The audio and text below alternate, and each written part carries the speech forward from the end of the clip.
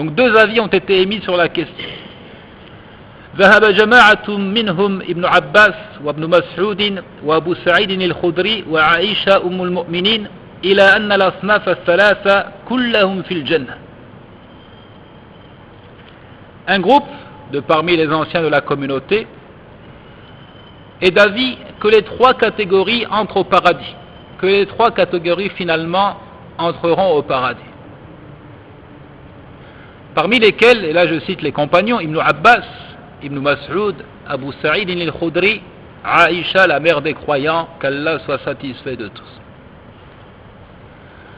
ولما سئلت عائشة قالت للسائل يا بني كل هؤلاء في الجنة أما السابق بالخيرات فمن مضى لعهد رسول الله صلى الله عليه وسلم يشهد له رسول الله بالخيرة والرزق وأما المقتصد فمن تبع أثره من أصحابه حتى لحق به وأما الظالم لنفسه فمثلي ومثلك فقال السائل فجعلت نفسها معنا انظر تفسير ابن كثير عند الآية.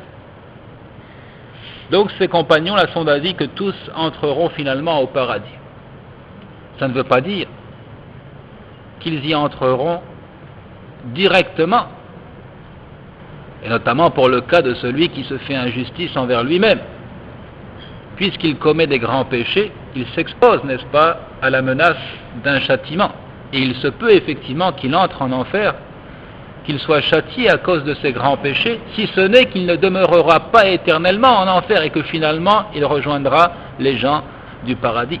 Et que finalement il rejoindra les gens du paradis. C'est pourquoi lorsque Aïcha fut questionnée au sujet du verset, elle dit à qui le questionnait, mon enfant, tous ceux-là sont dans le paradis. Quant aux concurrents au bien, elle donne une description donc de ceux qui concourent au bien. Ce sont ceux qui sont passés du temps du messager d'Allah sallallahu alayhi wa sallam et pour qui le messager d'Allah a porté témoignage d'une bonne fin et d'une bonne provision. Donc ceux des compagnons qui sont morts du vivant du prophète alayhi salatu wa salam et pour qui le prophète a fait témoignage de l'entrée au paradis, d'une bonne fin et d'une bonne provision. Quant aux modérés, ce sont ceux de ses compagnons qui ont suivi ses traces jusqu'à le rejoindre, jusqu'à mourir après lui alayhi salatu wa salam et à mourir sur la foi, produisant des œuvres pieuses et donc à le rejoindre dans le paradis. Et l'injuste envers sa personne, c'est des gens comme moi et toi. Et celui qui posait la question dit, elle s'est ainsi rangée à notre niveau. Par modestie de sa part, radiyallahu anha. Par modestie de sa part. L'injuste envers sa personne, Aïcha dit, ce sont des gens comme moi et toi. Donc ça c'est une interprétation, bien sûr, Aïcha a restreint cela aux compagnons, mais le verset est d'une portée générale et il concerne les musulmans jusqu'à la fin des temps. Jusqu'à la fin des temps. فقال ابن مسعود هذه الأمة يوم القيامة أثلاث ثلث يدخلون الجنة بغير حساب وثلث يحاسبون حسابا يسيرا ثم يدخلون الجنة وثلث يجيئون بذنوب عظام فيقول الله ما هؤلاء وهو أعلم بهم فتقول الملائكة هم مذنبون إلا أنهم لم يشركوا بك شيئا فيقول الله أدخلوهم في ساعة رحمتي يعني أدخلوهم الجنة. Ibn Mas'ud rapporte, ou plutôt il dit, ça ce sont ses propos, mais bien vrai que ce soit appuyé par les textes de la révélation, nous allons le voir. Il dit, au jour de la résurrection, cette communauté est subdivisée en 3 portions. Il y a un premier tiers qui entre au paradis sans dressement de compte, directement au paradis, sans même être jugé, sans dressement de compte. Et si on fait la jonction entre ces propos d'Ibn Mas'ud et le récit du prophète alayhi salatu wassalam, alors il a précisé qu'ils sont au nombre de 70 000. فيهم 70,000 يدخلون الجنة بغير حساب ولا عذاب. Lorsqu'il a dit, les communautés m'ont été présentées, jusqu'à dire, ensuite j'ai aperçu une grande foule et on m'a dit, ceci est ta communauté. Il dit, parmi eux 70 000 qui entrent au paradis sans dressement de compte et sans châtiment aucun, jusqu'à la fin du récit.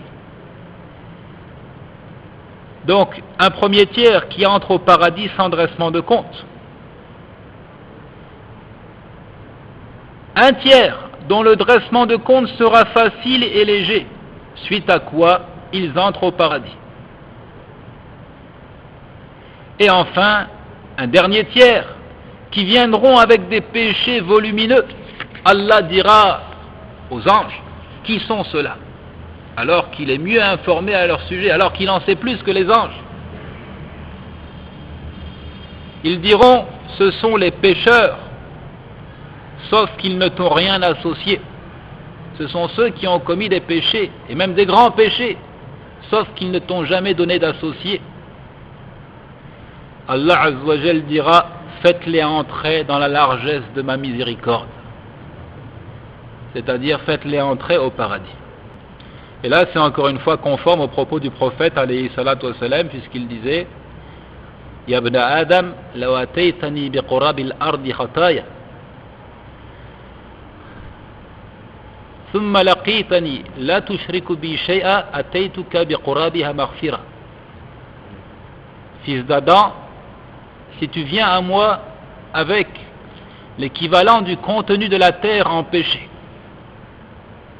puis que tu me rencontres sans rien m'associer, alors je viendrai à toi avec son équivalent en pardon. Allah Azza wa Jal peut tout pardonner tant qu'on ne lui donne pas d'associé. Inna Allah la yaghfiru wa yushraka bi wa yaghfiru ma duna dhalika liman yasha. Allah ne pardonne pas qu'on lui donne un associé. En dehors de cela, il pardonne à qui il le veut. En dehors de cela, il peut tout pardonner, subhanallah, il pardonne à qui il veut. قل يا عبادي الذين أسرفوا على أنفسهم لا تقنطوا من رحمة الله إن الله يغفر الذنوب جميعا إنه هو الغفور الرحيم. Dis, ô mes serviteurs, qui vous êtes fait du tort à vous-même, ne désespérez pas de la miséricorde d'Allah. Allah pardonne tous les péchés. Entendez par là tous les péchés sauf l'associationnisme. وقالت طائفة بل الوعد بالجنات إنما هو للمقتصد والسابق دون الظالم لنفسه فإن الظالم لنفسه لا يدخل تحت الوعد المطلق فالظالم لنفسه هو الكافر والمقتصد والمؤمن العاصي والسابق بالخيرات هو المؤمن التقي وهذا يروى عن عكرمة والحسن وقتادة وغيرهم رحمهم الله. Un autre groupe des anciens de la communauté était plutôt d'avis que la promesse du paradis ne concerne que deux catégories. L'injuste envers lui-même en étant exclu. Cet injuste, selon leur interprétation, est l'infidèle. Cet injuste, selon cette interprétation, est le mécréant. Et donc, il n'est pas concerné par l'entrée au paradis. Le modéré est le croyant désobéissant. Quant à celui qui concourt au bien, alors c'est le croyant vertueux, pieux. Cet avis est transmis de Ikrima, Al-Hassan al-Basri, Qatada et d'autres parmi les élèves des compagnons, qu'Allah leur soit clément. الراجح إن شاء الله القول الأول هو الراجح رجحه ابن كثير يرحمك الله رجحه ابن كثير فقال الصحيح أن الظالم لنفسه من هذه الأمة وهذا اختيار ابن جرير كما هو ظاهر الآية وكما جاءت به الأحاديث عن الرسول صلى الله عليه وسلم من طرق يشد بعضها بعضا. L'avis le plus convaincant. Y a-t-il un avis à retenir? Nous disons oui. l'avis le plus convaincant est le premier. Celui émis par un groupe des compagnons des plus éminents, comme nous l'avons vu. Et c'est cet avis auquel préférence fut donnée par l'imam Ibn Kathir qui dit « La vérité est que l'injuste envers lui-même est de cette communauté, appartient à cette communauté. » C'est là le choix opéré par Ibn Jarir al-Tabari. C'est d'ailleurs le sens apparent du verset. Et c'est ce qui ressort des récits transmis du messager sallallahu alayhi wa sallam selon des voies de transmission qui se renforcent les unes les autres. Je répète, la vérité est que l'injuste envers lui-même appartient à cette communauté. C'est là le choix opéré par Ibn Jarir al-Tabari. C'est d'ailleurs l'apparent du verset et c'est ce qui ressort des récits transmis du messager alayhi salatu wa salam selon des voies de transmission qui se renforcent les unes les autres. وهو ترجيح ابن تيمية كما يظهر من كلامه حيث قال وما الظالم لنفسه من أهل الإيمان فمعه من ولاية الله تعالى بقدر إيمانه وتقواه كما معه من ضد ذلك بقدر فجوره انظر السلوك ابن تيمية. C'est également l'avis retenu par Ibn Taymiyyah. Nous avions dit que c'est lui qui avait tenu des propos divergents, parlant tantôt de 4 catégories, parlant tantôt de 3 catégories.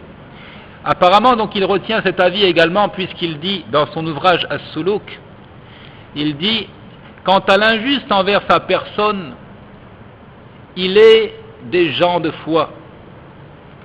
Des gens de foi, donc il est de cette communauté, il est du nombre des musulmans. Il a une part d'alliance à Allah proportionnelle à sa foi et sa crainte, sa piété. Tout comme il a avec lui le contraire de cela, proportionnellement à sa perversité. L'injuste envers lui-même est des gens de foi, c'est-à-dire il est musulman. Il a une part d'alliance avec Allah proportionnelle à sa foi et sa piété, tout comme il a avec lui le contraire de cela, proportionnellement à sa perversité. Enfin donc, citons la 4e catégorie de gens. Nous avions dit, si on inclut les infidèles, on se retrouve avec 4 catégories. Il dit الذين أعرضوا عن عبادة الله تعالى وطاعة رسوله من الكافرين والمنافقين النفاق الاعتقادي الذين توعدهم الله بقوله إن الله جامع المنافقين والكافرين في جهنم جميعا. Quatrièmement donc, ceux qui s'écartent de l'adoration d'Allah le Très-Haut, qui délaissent l'obéissance au messager. Et là nous parlons des actes du cœur.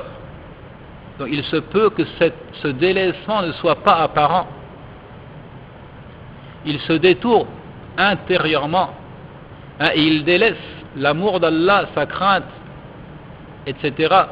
dans son cœur, alors qu'en apparence il produit des actes d'adoration. Cette catégorie concerne donc les infidèles d'une part et les hypocrites. Ceux à qui Allah a promis le châtiment en disant dans le verset 40 du chapitre 4, Allah rassemblera certes les hypocrites et les mécréants tous dans l'enfer. Les hypocrites et les mécréants tous dans l'enfer. Et l'hypocrite, d'une grande hypocrisie, ne tire aucun profit des actes qu'il produit en apparence, et sa situation est même plus terrible encore que celle réservée aux mécréants, comme le dit Allah, innal munafiqina fi ad-darkil asfali minan nar, les hypocrites sont au plus profond du feu de l'enfer.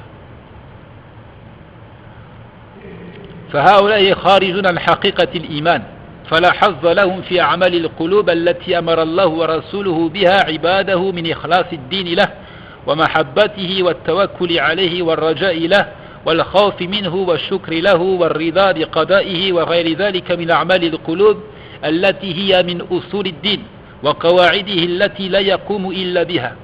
وبهذا التقسيم تتبين درجات الناس في أعمال القلوب والله تعالى أعلم.